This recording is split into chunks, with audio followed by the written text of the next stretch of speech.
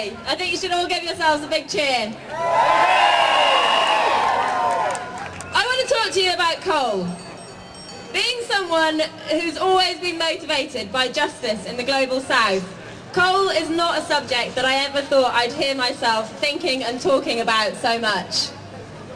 But coal is historically the biggest cause of climate change. And climate change is one of the biggest injustices of our time. At the moment, the UK is standing at a crossroads in terms of its electricity production. Over the next few years, old, dirty, coal-fired power stations across the country are scheduled to be shut down. This could and should be fantastic news.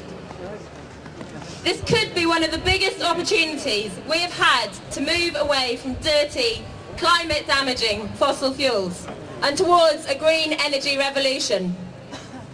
But instead, our government is proposing a whole generation of new coal-fired power stations, starting with Kings North in Kent.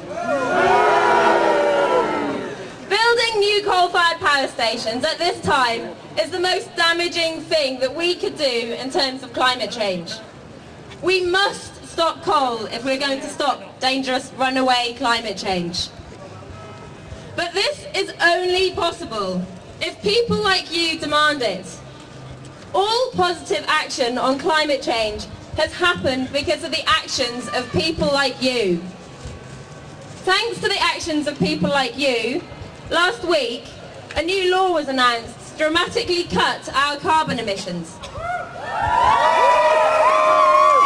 This wouldn't have happened without ordinary people raising their voice and demanding it.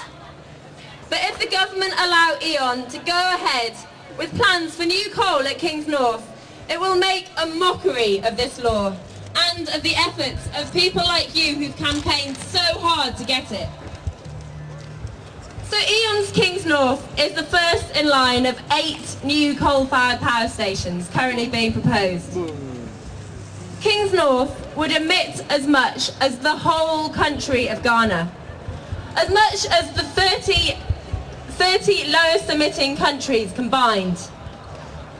Last week, the World Development Movement published a report revealing that this one power station could be responsible for 30,000 climate refugees.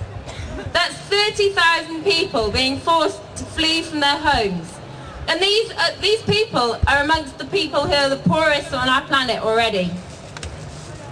These are the people that are least responsible for climate change.